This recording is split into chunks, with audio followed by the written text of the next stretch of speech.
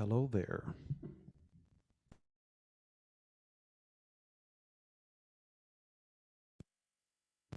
Hi. This is my first one, so I'm kind of just lurking. Hey, welcome, Rob. Is it pronounced Rob? Yes, Rob Kidd, like stealing from a goat. Cool. And That you're is like the, Ariel? the Ariel Valentine. Yeah, Ariel? very very cool, man. Rob Kidd stealing from a goat. I love it. That's like the best intro. Like baby goat. Um, yeah, baby goat, right? Because a kid is a baby goat. It's my friend's son. I used to say, "What's going on, kid?" And he would say, "I am not a baby goat. A kid is a baby goat." I was like, "Okay, sorry, little boy." Um, Look at that. I see you're an Android fan as well as a Hellboy fan. Hmm. Question is, are you a Ron Perlman Hellboy or the Stranger Things guy Hellboy fan, or both, or none? Ooh, you're on mute right there. I go Ron Perlman. He managed to nail the grumpiness better, I think. I have yet to see the updated version of Hellboy, I think so I I don't saw a know. trailer for it and I was unimpressed. Hey, I'm with you. Hopefully But you they know, I should see the whole thing before I judge. Yeah. I hope folks that watch these videos afterwards like appreciate the banter that I bring to the group. So just to give you a little heads up, this is your first one. These are run by the core maintainers, and that's going to be Francis, Robert. Not this Francis, but another Francis. Francis, Robert, Matt, and Eric. Right. Usually the ones that run this meeting, but the rest of us are contributors. So we're just kind of hanging out and enjoying. Rob, tell us a little bit about yourself while we wait. I work at Honeycomb. I've been doing Ruby things for about 2 decades, maybe 15 years. 15 years. Um, Formerly, I was at Chef, and prior to that, I was in the um, what do you call it? Information security, threat intelligence space. Hey, how that's pretty awesome. Hey, Matt, just doing little intros here. This is Rob Kidd. He introduced himself from Honeycomb, and Francis, although it does not work for Honeycomb, really likes Honeycombs. It seems. Um, I do appreciate that background. I'll let Cool. I'll let the others introduce themselves. Yeah, awesome to see you here, Rob. I'm Matt. Um, I work for Lightstep. I've been involved in some way in OpenTelemetry Ruby since pretty early on. The summer it started anyways. Yeah, I don't know if there's too much else to say. I often try to run these meetings. I usually do a pretty terrible job, but nobody has booted me from this just yet. No, I'm just rambling. I'll pass this on to somebody else who hasn't gone yet. I haven't gone. My name's Andrew. I work Great. at GitHub. I'm on the observability team. I do hotel stuff with Ariel. Eric, you go. Cool, popcorn mate. Eric, I work at Datadog on the integrations team. Yeah, it's whoever else. Both the Franci have not gone yet, which I think is pro for Francis, right?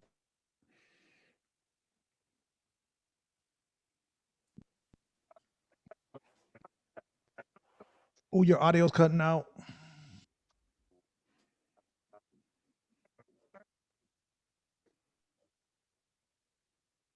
No Oh, audio. I can jump in the meantime. Yeah, I'm Francis. I'm the other Francis. I work for Shopify. I lead our distributed tracing efforts. I'm one of the kind of founding members of OpenTelemetry Ruby. So I've been working on this for a little while. Yeah, that's it. Can you guys hear me now? Is that any better? There was a VPN before, blah, blah, blah. Yeah, I'm another Francis. It's super, we're never going to get over having two Francis in the same call. It's super weird. Yeah, I'm an independent software consultant, sort of just like, I think OpenTelemetry is pretty interesting, and I've been contributing from the margins for a little while now.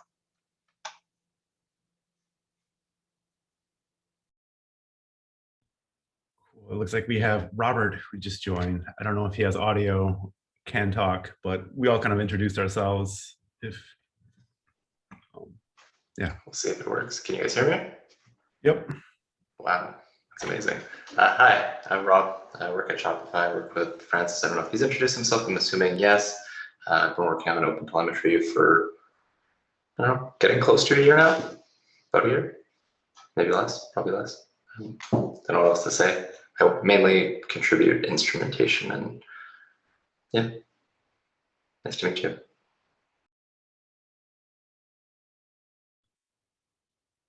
Cool. So let's go ahead and get started with the meeting. I'll go ahead and share a screen.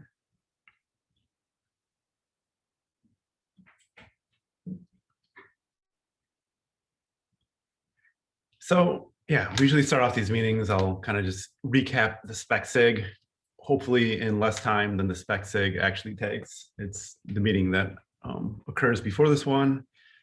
This one actually went short for like the first time ever, or first time in a real long time.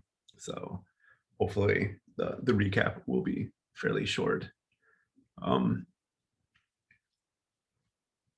So the first thing up was there's this experimental part of the OpenTelemetry specification repo. There was some sort of discussion as to like what really belongs here, and should we clean this up? Should we move some things to like OTAPs, especially like things there that are stalled?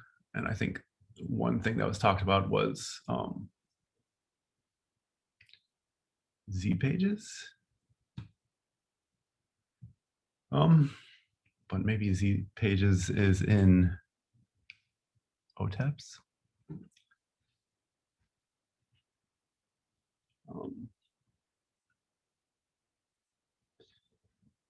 Yeah, I retracked everything about Z pages. They were mentioned, but for some reason I do not see it in Z pages is in trace. Ah, there you go. It's the only thing in trace. Got to go down next level. All right, so yeah, those folders kind of made sense to be in an experimental. At least the metrics folder makes sense to somewhat be here somehow, but I see the argument now that it's not quite clear like what these things are, what their status is, and if they're even being worked on. So I think that was the discussion. It looks like the action plan is to try to get rid of this experimental folder. First, I guess by adding a status to the thing that's there, and then based on that status, try to clean things up, and then I guess that folder will end up being empty and then removed.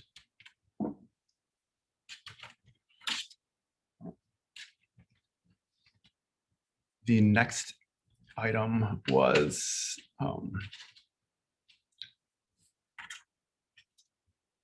somebody recommending that there is a maximum, a recommended max backoff time for transient errors for OTLP exporters. The consensus was this would be nice, but I think the prevailing opinion was it would take some time to kind of spec those defaults out and agree on them.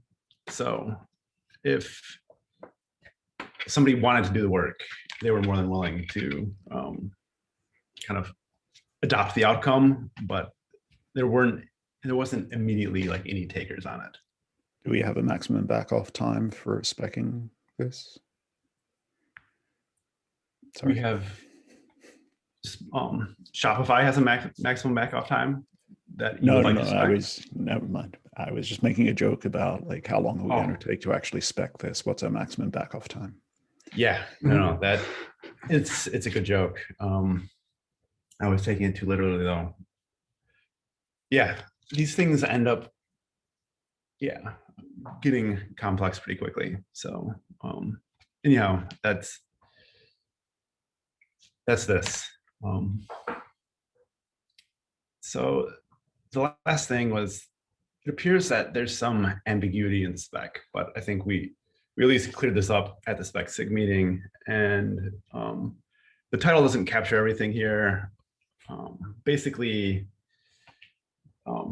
if in your current context you have valid baggage and you are attempting to extract baggage from some other context, it seems that if you pair up the specs, that if your new extract either failed to extract baggage or extract like an empty baggage, it would overwrite the existing baggage. And I think that this is an undesirable behavior. So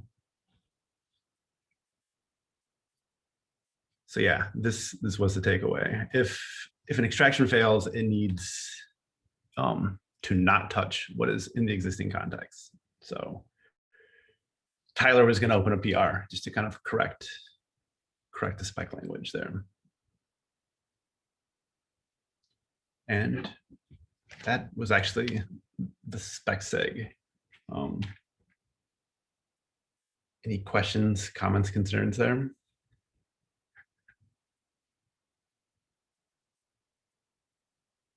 Cool. So we should probably move on to our repo. I know we have like a pile of PRs. I'm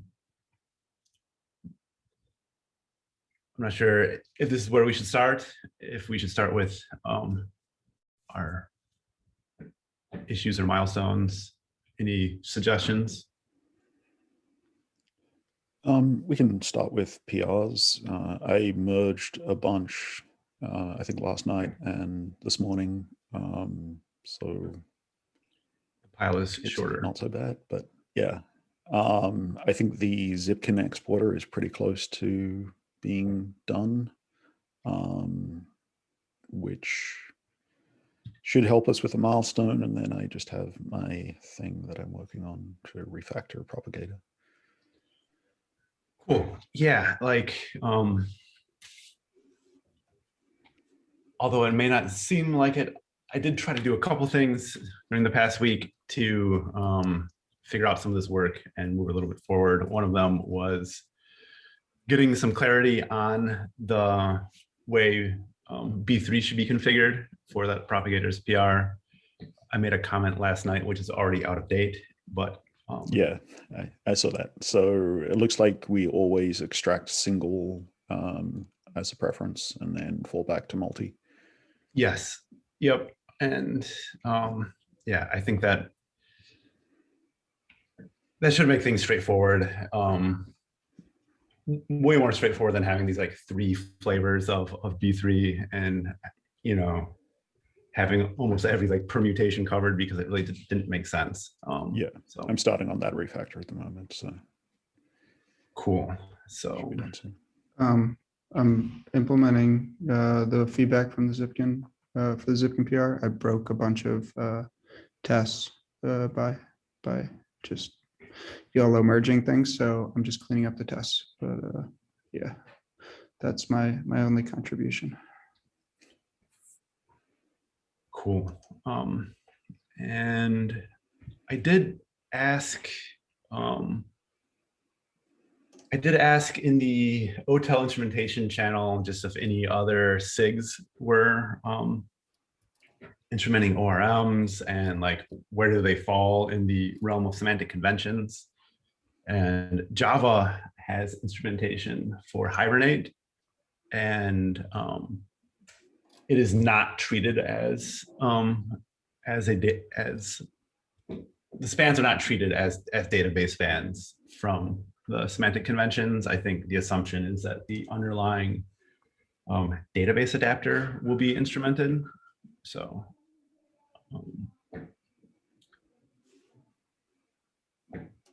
so last I looked at this, that was kind of how this was working as well. If that's still how that's working, then I think there's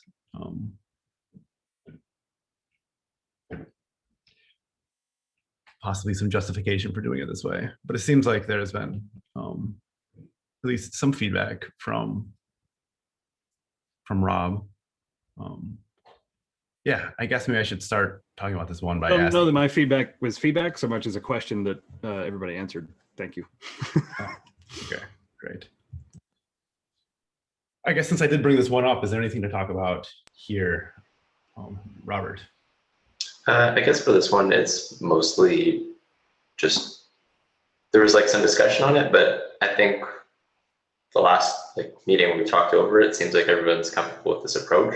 I think now what's left is like, if anyone wants to actually review it, I do still have to make it part of the Rails gem. So I did it as like a separate one, and I think I'll probably have all of the Rails subgems as their own instrumentation packages. I think that makes sense. So if people are using individual ones, we can still have instrumentation for that. And then Rails is the aggregator. I think Rails, like originally that gem, I just wanted to do everything in there, but as I started working on it, it makes sense to split it up that way. So I just need to make this part of the Rails stuff. Then the question kind of around that one would be, we have the instrumentation all package. Should it be Rails and then have Active Record on its own? Like, should there be some duplication there? I don't think so. I think it should just either be Rails or not Rails and all the subgems. I don't know what makes the most sense there. I don't know if anyone has any opinions. Yeah, I think this is actually worthy of a quick discussion to figure out, like, should this all bundle under the Rails, or does it make sense to have these as independent gems, I guess, before we combine them? I can see pros and cons to like each approach. Like, as far as the Active Record goes, I do know that like there are at least some use cases where people will pull in like Active Record with Sinatra and really not use Rails. But as long as our Rails bundle would be okay with this, if it would just like install the components for which you have those Rails gems, you know, included in your application, I could see that being fine. I don't know. Honestly, Yeah. for me, I think like as long as there is a way to opt in or opt out, then I think it should all go in Rails. Like, I'm a huge fan of config options. Like, if I can load Rails and say I don't want Active Record for some reason, that would be great. The reason I was thinking about it that way is I'm pretty sure the Rails instrumentation today does a little bit of magic with the rack instrumentation to get that working correctly. And so I would like, if I wanted to opt out and we didn't have everything under Rails and I installed all the other gems manually, I would then also have to duplicate that rack magic as well, which is just a little annoying, but not horrible. To me, it feels pretty good to say, like, I want to instrument Rails and I do not want Active Record, or I do not want Active Job, or like some other piece that we eventually add. Just to default them to on and let me say, actually turn these off if I think they're too noisy for some reason. That's my 2 cents, though. I think like both approaches are actually valid and would work just fine. So, you know, whichever way I think everyone else wants is fine with me. Okay, so like I think that, because I think there's going to be some that I don't know how much they make sense in their own. Like for Rails, when I started with like the request instrumentation for like the controllers, to me, I've never heard of anyone using those in isolation. It seemed weird to have it on its own, but I have heard of people using Active Record on its own, so that made sense. I've seen projects use active support on its own without Rails, so I definitely know there's a use case there.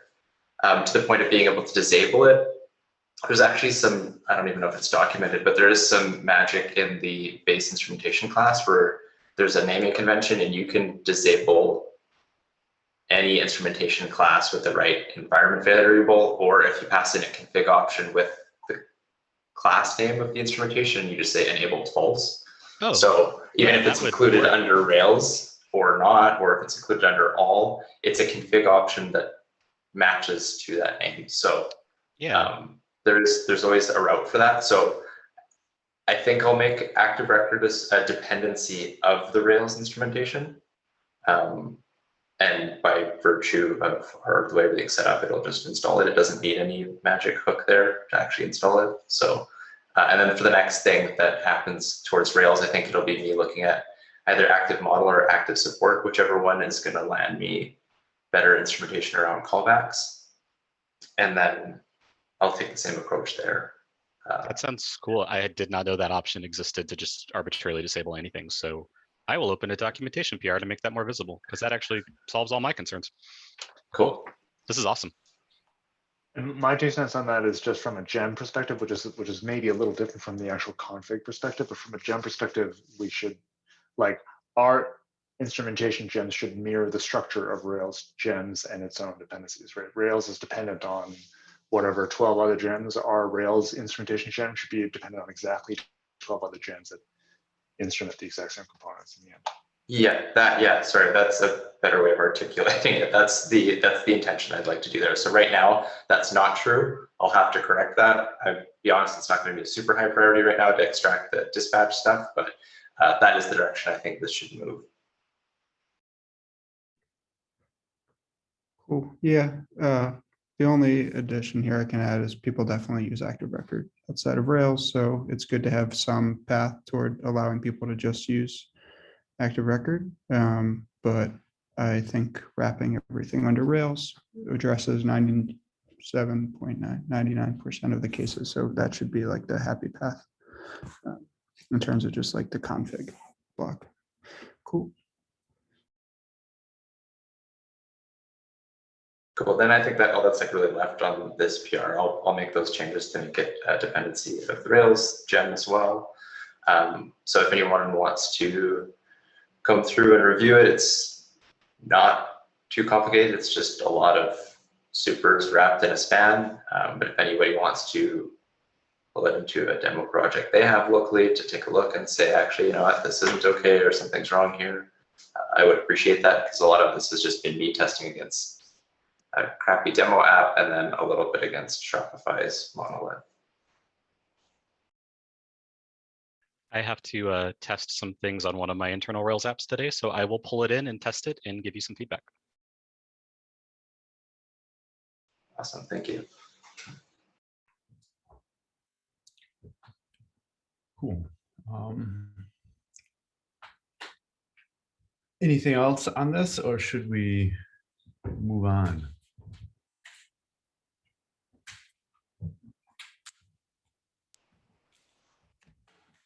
If move on, is there something else worth talking about?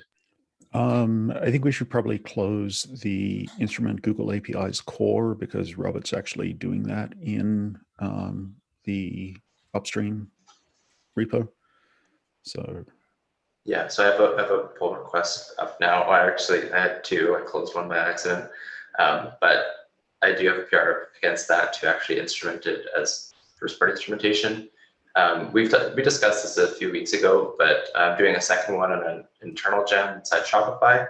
And the more I'm working with it, I really actually like us using the instrumentation base class. I find it makes it really simple. A change was merged in this week that makes the default. So before, your base class would give you a nil for the tracer if the instrumentation install hook wasn't called. So we've changed that now, so you get a no-op tracer. So for anybody who's doing first-party instrumentation, they don't have to do a bunch of conditional checks to see if the instrumentation is actually installed. You could just comfortably reference the instrumentation instance tracer. And if it's not installed, it'll just no op. And if it's there, it'll just work. And I'm finding it really, really simple to actually add first-party instrumentation using our base instrumentation class, which is really great. That's, yeah. There's the kind of silly like install and present hooks that are just true. So there's like a tiny bit of boilerplate, but it's 4 lines. So I don't think it's too much of an issue right now.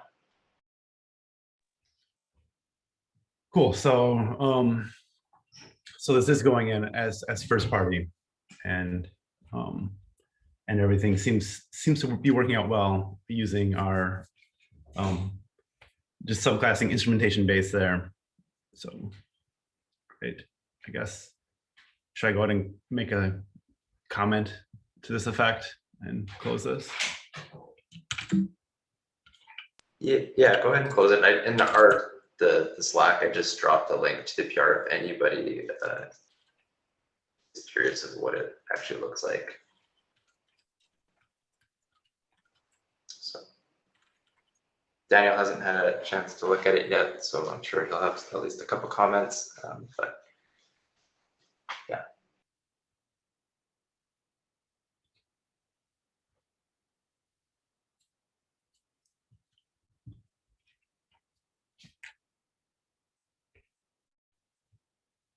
All right. So I know we have propagators, which you're working on, Francis, and then baggage. They're both kind of like they both overlap in some way. Is there a preferred way to, preferred strategy to try to integrate these? I don't know, whoever gets theirs in first wins, I guess, right? The other person has to do the merge. That's fine. I think if we can get your baggage refactor in, that's probably closer to done than my propagators refactor. We also have the X-ray propagator implementation. I owe another review on that. I guess I'm a week overdue on that. So that's likely to go in pretty soon as well, and that's using the old like separate extractor injector thing.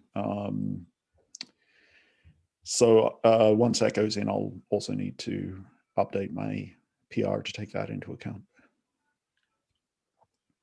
Okay. So TLDR, let's get the baggage one in, and let's get the X-ray propagator in, and then I will do the work to adjust them both.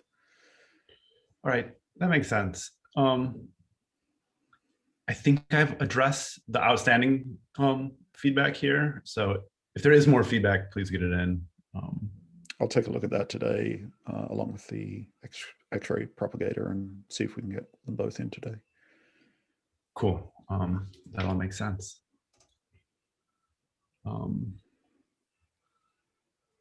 see.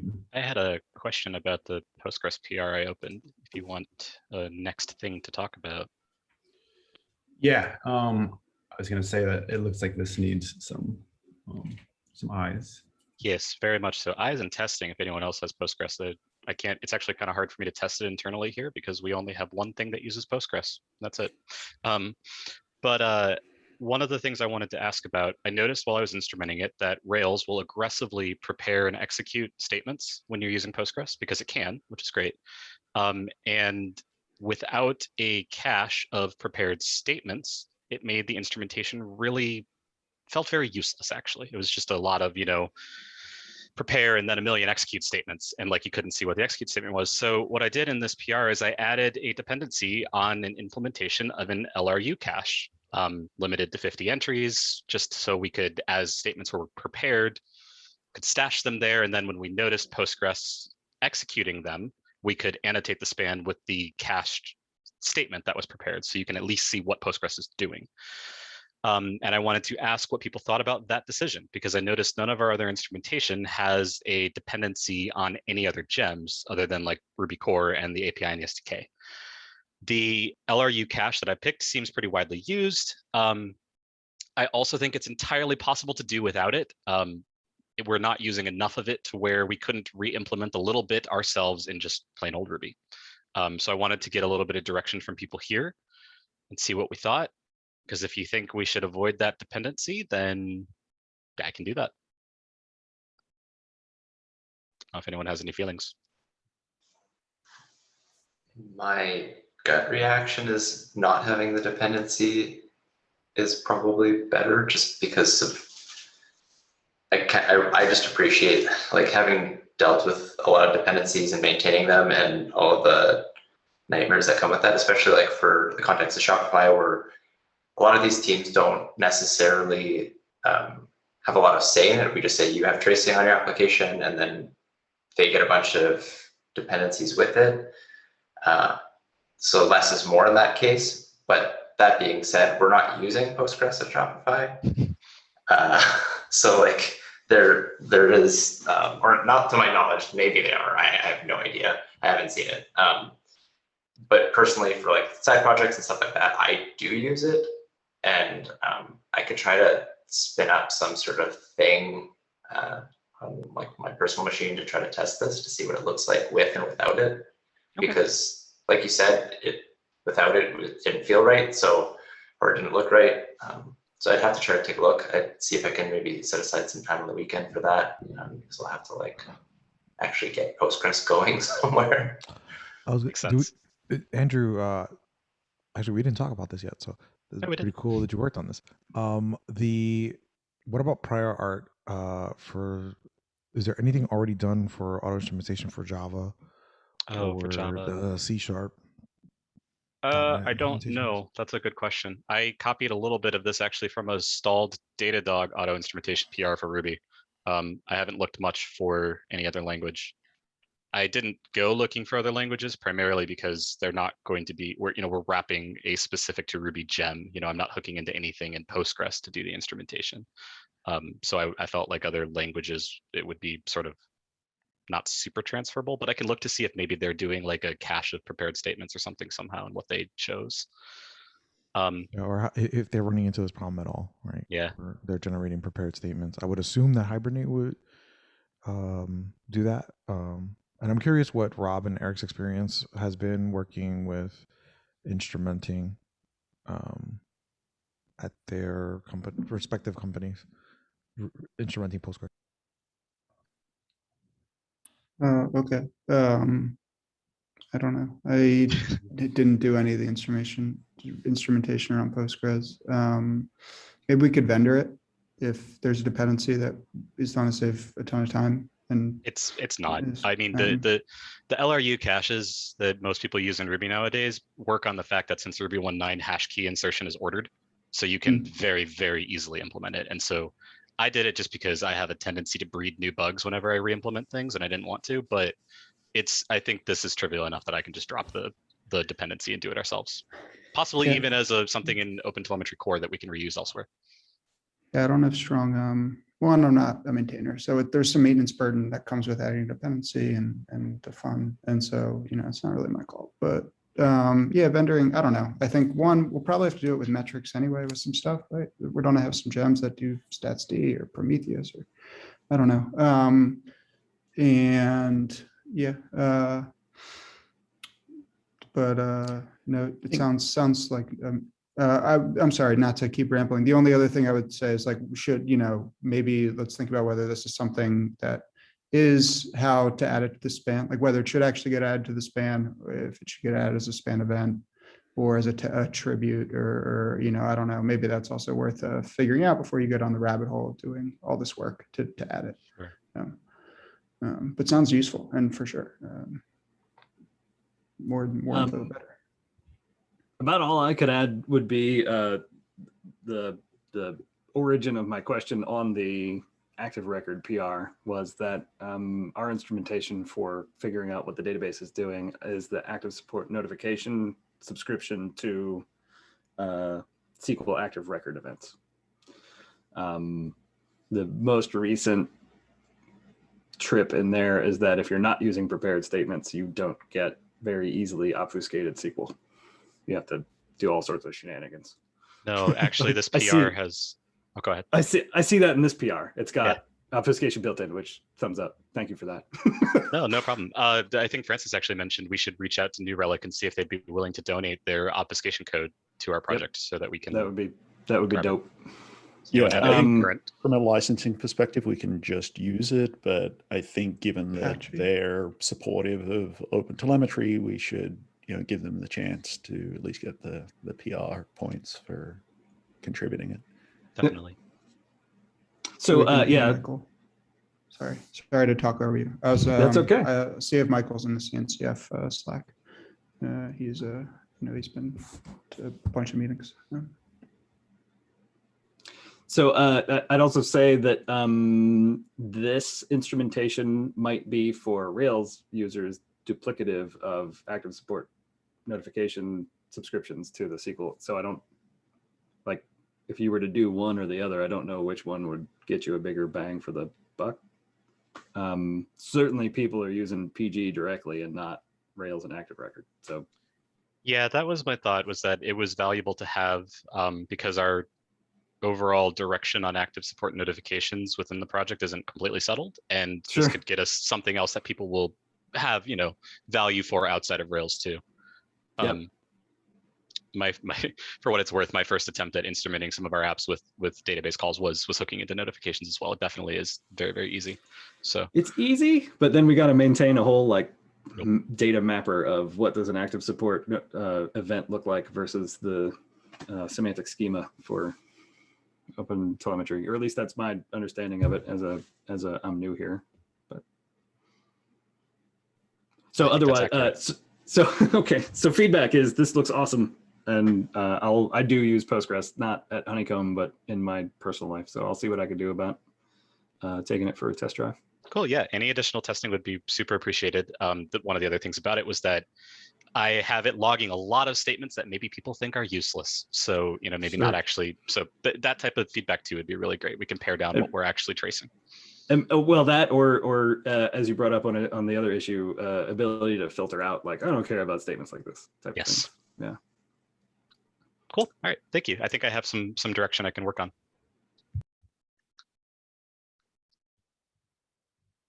Cool. Let's see. I have two things that I want to briefly chat about that are not PR related. Yeah. I don't know if this is a good time for that. One is, so we have a dependency on protobuf, obviously for the OTLP exporter, and our current experience with this at Shopify is not great. The protobuf gem from Google is notoriously flaky, especially around releases of new versions of Ruby. So the latest version of this has had a significant rewrite and has introduced a bunch of bugs. It's just been super flaky. We've had a lot of memory leaks related to this.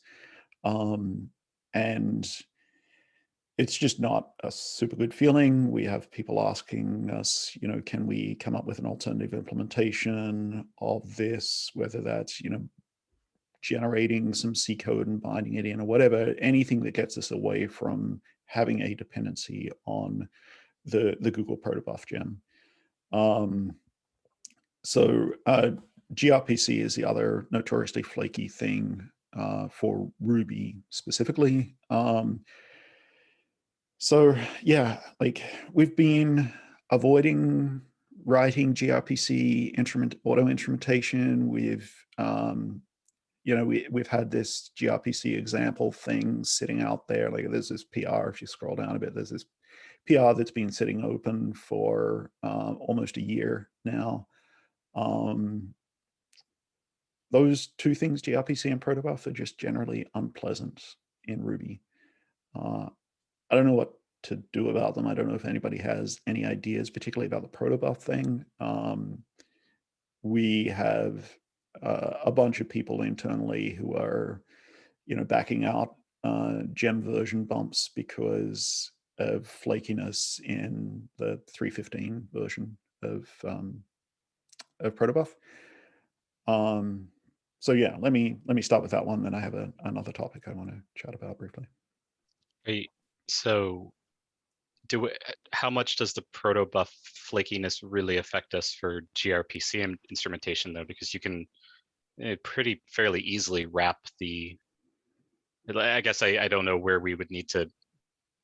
I guess I'm struggling to see like what would be annoying for us if we had gRPC instrumentation. Like I definitely agree that the protobuf gem is flaky. I was working with it 2 days ago, and it was very annoying actually. But as far as like instrumenting gRPC calls, I don't think you actually have to deal with the protobufs themselves directly or any of that. You basically just have to patch a method like we do with active record or something. You're just taking a dependency on this thing. And I think there's two things. One, maybe gRPC is not widely used in the Ruby community. That's just a guess. I don't really know. We have one thing that depends on it at Shopify, and it's a huge pain point for us.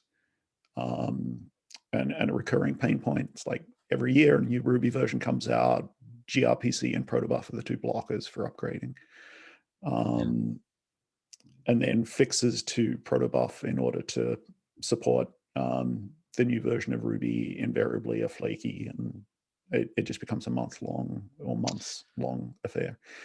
So have we thought about having a contrib repo for OTel Ruby where we could stick something like this that maybe is more annoying to deal with and shouldn't be part of the core distribution? Especially because I think, as you said, it's not super widely used within Ruby.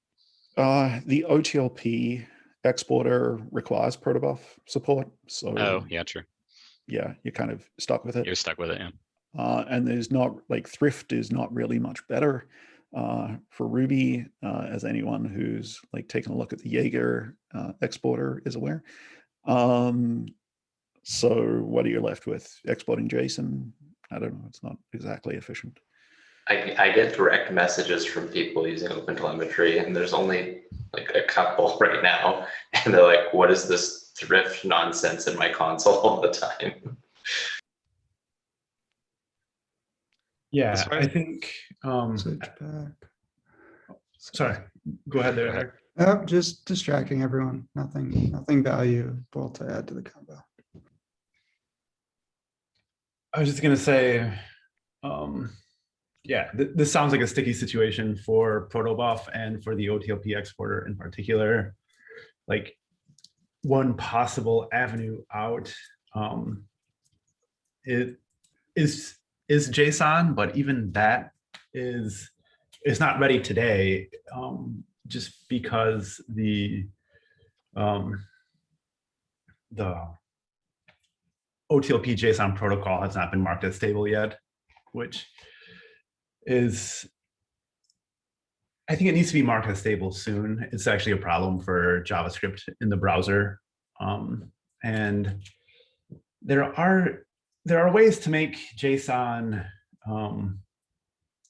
exporting over JSON as efficient as possible, I guess.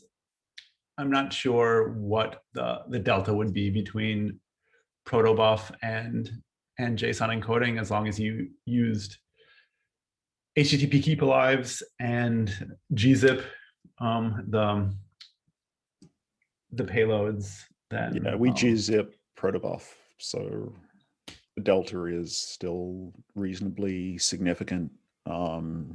We have some experience as well exporting to BigQuery, and the streaming ingestion for BigQuery requires you to use JSON, and that's just been a showstopper for us, just performance-wise and the amount of bandwidth it consumes.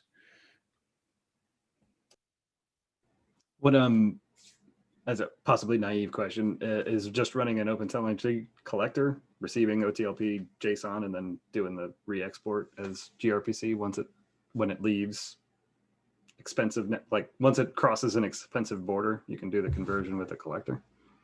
Yes, you have to run a collector, and so it's more infrastructure to run. But Yeah, I mean, we run the collector, but we're running it not as a daemon set, so it's Okay. running as a separate pool somewhere. So you're still, I mean, you're not paying network egress costs, etc., but you are paying in terms of bandwidth. Okay. So, yeah, it seems like ideally we want protobuf for a number of reasons. We just want it to work and be stable. Is that so much to ask? People kind of feel that way about OpenTelemetry as well, right? They like it to work and be stable. Not yeah, always easy. I don't know. Let's see. This is a library that is under Google's purview to some degree. I don't know if it is something we can reach out to Daniel about and just kind of like at least mention the things that we're observing and see if it is anything that that they're aware of, that they are interested in solving, that they could prioritize solving, that they could use some help on, whatever. See if there's any way to kind of like fix the problem at the source, I guess. Because it seems like all the alternatives means somebody probably here doing some weird work to work around it.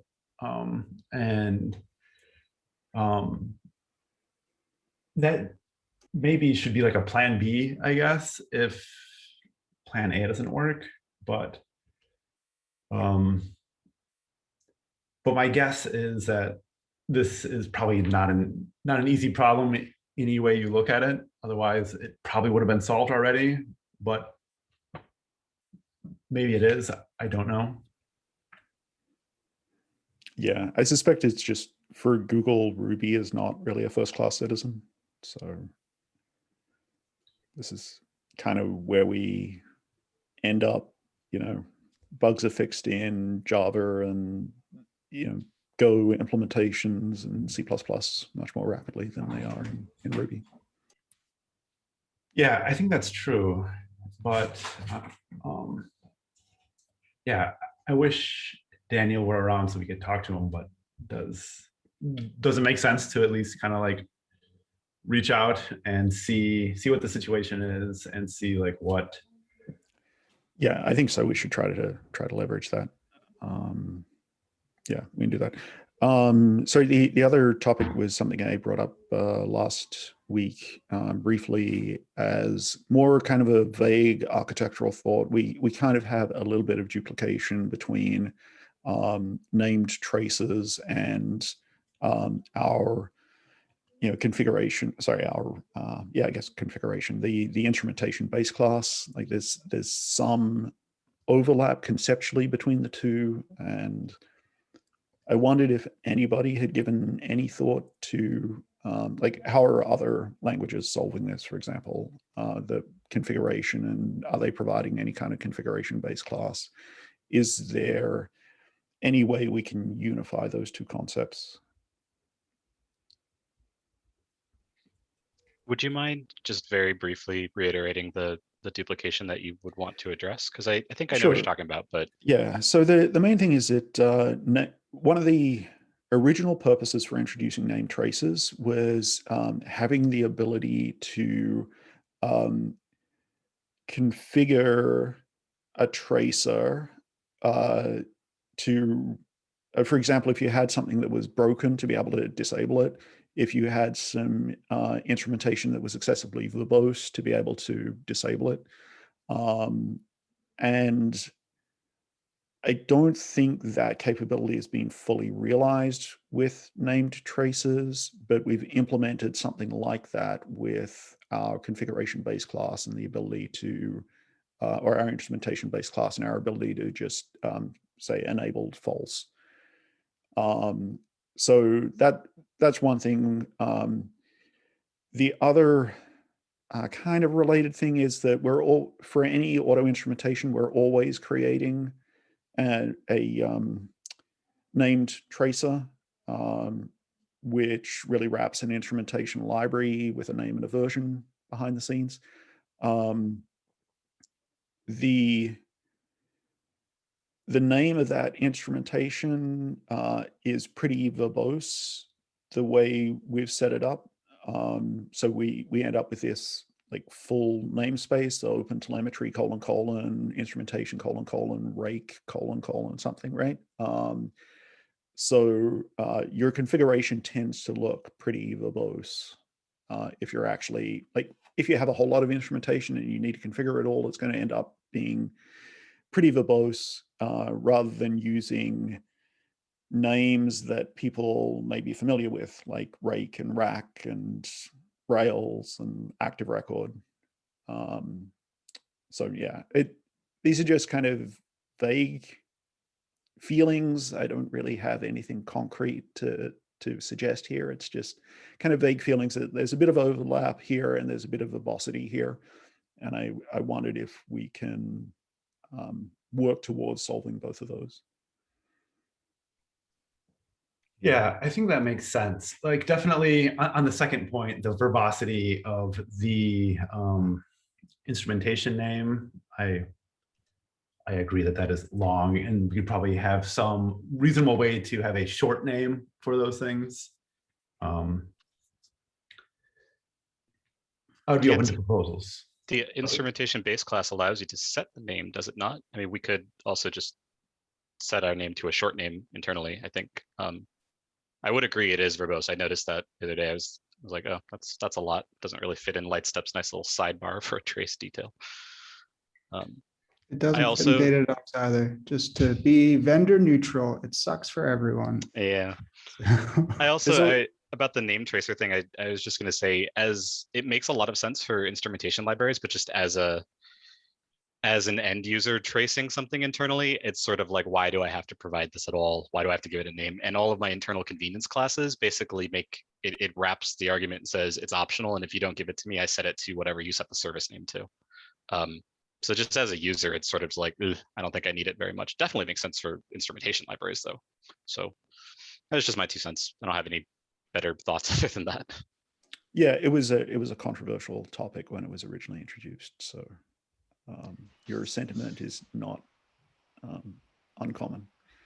I see like there's like the two sides of it, like having a default tracer that just like Andrew said, like matches the name of your service is really handy, and for probably a lot of use cases, that's what makes sense. But there are maybe some more complex ones where having the name tracer is nice too. Like bigger Rails applications often, or will in some cases, introduce component boundaries or engines, and being able to having some teams working on, say, like an engine as part of a monolith, having a name tracer that when you're reading a span, you know exactly where this trace was produced from. You could say like the name of that component.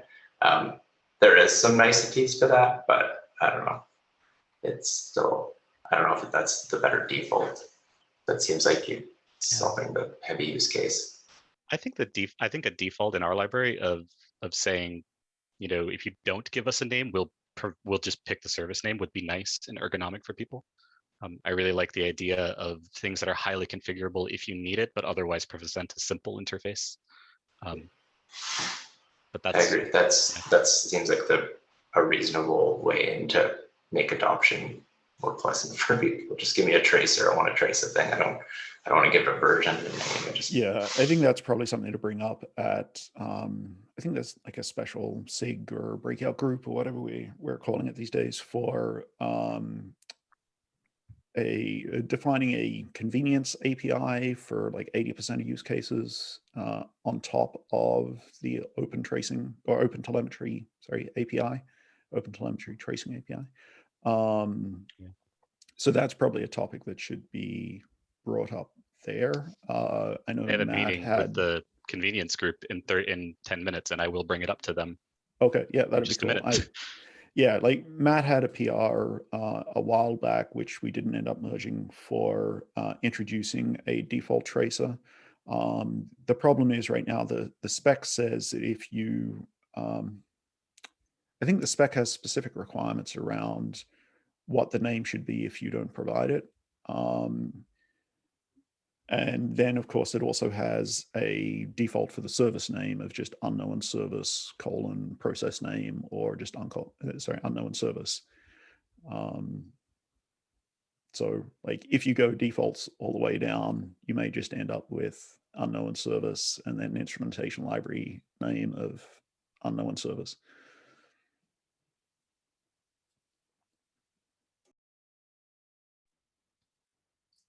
I did have an opinion on the first thing, the first part of your comment about name tracers originally kind of being introduced to be able to kind of disable an instrumentation, and kind of the mechanism by which you would disable instrumentation is supposed to be returning a no-op tracer, and how that kind of overlaps with the instrumentation base class, where you can actually enable or disable instrumentation there. And I guess I have two thoughts there. I know when they were talking about name tracers, I was actually a big advocate for like, why not just disable the instrumentation to begin with? And I still think there's a lot of merit to that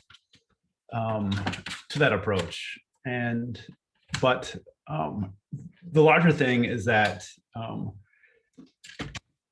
the named tracers work kind of stopped short of ever realizing the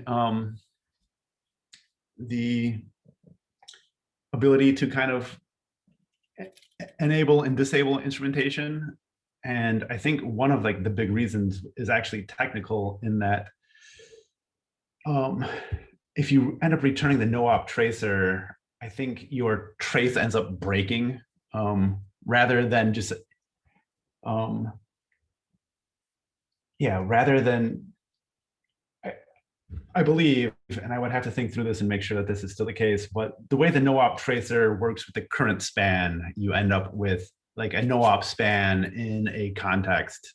And then as you start your next span, it doesn't link up with its true parent.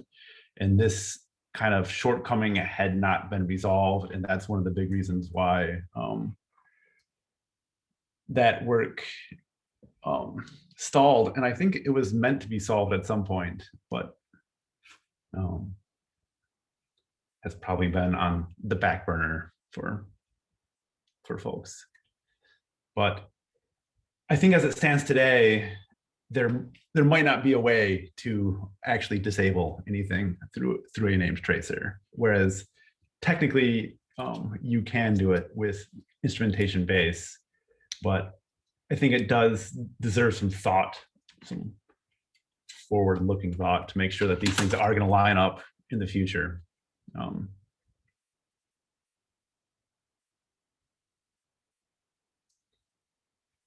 I don't know if any of that makes sense.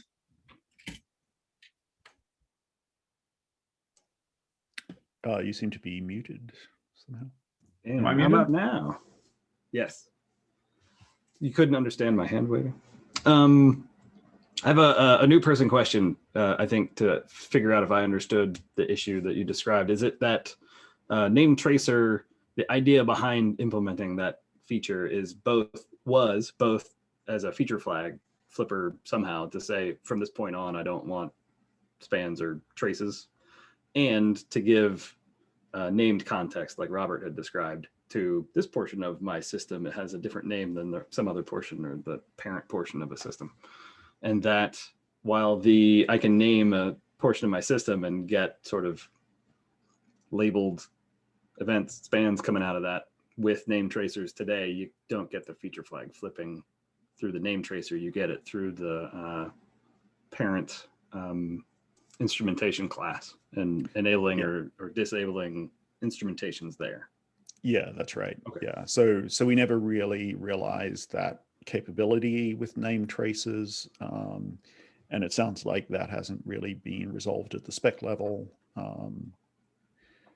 Matt had started building out our configuration mechanism before name traces were really brought in as a thing.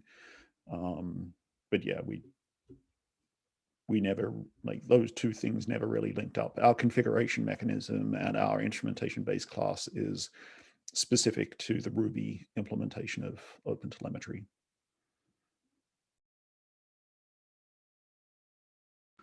Versus like the spec, while it's sort of in flight and not settled, is saying maybe the feature flag of turning on things would be through name tracers. Is that? That was suggested as the way, or as one of the rationales for name traces, yeah. But no mechanism was defined for actually doing that. Okay. So configuration of these things, configuration of instrumentation is really left up to the SDK implementation. It's not specified. It's specified that you should provide a configuration mechanism, but not how to. The spec is make things configurable. Cool. All Yes. right. Yeah. So on that token, or on that point, I'm not sure. I think we can talk about this stuff further, but I don't know.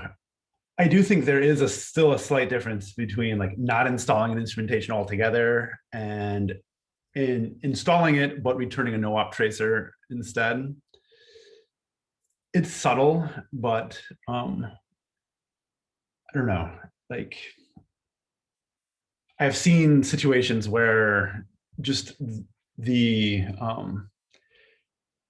there can be some nasty bugs or bugs that show up, in kind of certain setups that just installing instrumentation could cause, and this would be like a way out of something like that. Again, it's not like a common use case, and we hope to not regularly produce such bugs, but that's one thing to keep in mind. The other thing to keep in mind is like nothing is faster than doing nothing. I think that's how it goes. And by not installing an instrumentation, you're actually doing nothing. Whereas like by installing the instrumentation, but using a no-op tracer, there is some level of overhead there. It should be low, but it's not nothing. So there might be some merits to having this. I feel like the worst thing that will happen is in the future, when there is configuration for name tracers to turn this off, that you will have two ways to do something. And they are slightly different, so I don't know that is the end of the world, but I don't know. I guess those are my thoughts. I will leave them there. I'm not like saying we need to keep both methods, but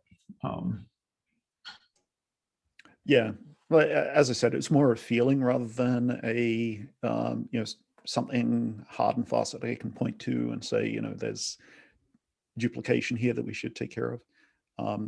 I think what we have is okay. The verbosity is something we should maybe think about a little bit more. Maybe we can come up with slightly more compact names for some of our auto instrumentation. Yeah, I think calling like, active record, OpenTelemetry active record or something rather than everything else that we have in the namespace. We might want to, the only thing I'll add, not the only thing, I add stuff all the time. We're 3 minutes over there, so I'm sorry. We might have issues if they start to put constraints around what's considered a breaking change. There's like docs going around being like, oh, if this attribute value changes, that's a breaking change. So we might I think we're fine now, but if that becomes a thing, we might end up like missing the boat. So it's worth thinking. The verbosity stuff is worth maybe like. So we need to resolve it quickly so that we can get in before all this gets locked down. Yeah, before the powers that be. Yeah, this is all kind of stuff that's happening with the instrumentation working group, which is really just a Slack channel as far as I know. But yeah, they're trying to kind of lock in and determine what it means for instrumentation to be stable. And so we definitely haven't missed the boat there yet, but the boat is afloat.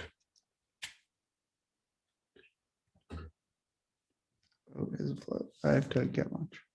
Yeah. All right. So we're 4 minutes after. Any last words before we close this up? Or all right, great. Yeah, I think we talked about a lot. We have some work to do on some PRs, but otherwise, see you around on Slack and next week. Cool. See ya. Yeah.